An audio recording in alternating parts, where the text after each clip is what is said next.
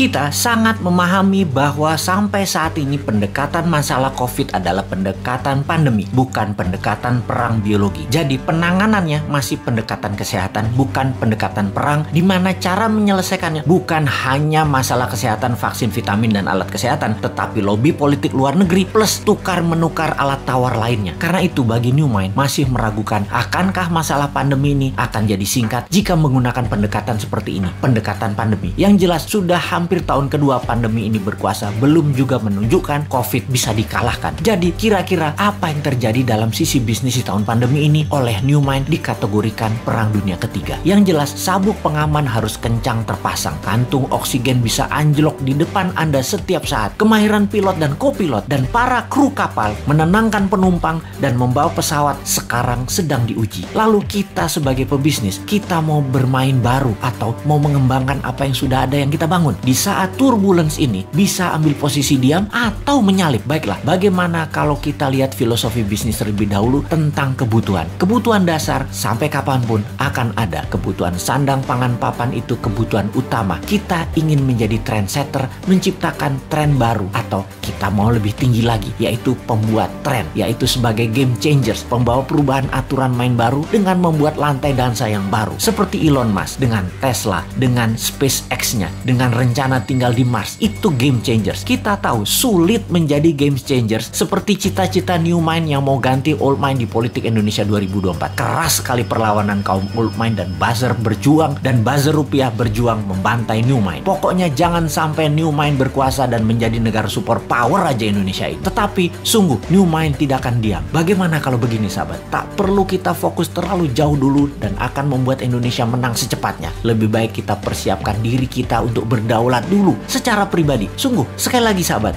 kita yakin dan meyakini bahwa New Mind pasti menang di 2024. Ini sebuah kepastian. Di tahun 2030 Indonesia 3 besar dunia. Ini kepastian. Di tahun 2045 Indonesia negara superpower. Itu suatu kepastian dengan syarat semua sahabat berdaulat secara ekonomi sekarang. Jadi saya sangat menyarankan dengan satu batu dua target kena, yaitu Anda pintar, Anda paham, Anda makmur, dan bisa membantu sesama. Sahabat, jika Anda membeli video narasi Bosman Sadar Kaya Advance atau Road to Billionaire atau keduanya, maka di masa pandemi ini Anda bisa belajar merubah mindset dan memiliki bekal ilmu baru untuk sarana sukses Anda. Dan tak kalah penting, keuntungan penjualannya adalah untuk Rumah Yatim Indonesia yang di masa pandemi ini berat perjuangannya kalau sendirian. Sahabat, terima kasih atas keputusan Anda untuk belajar, membeli, dan membantu sesama. Salam hormat dari kami.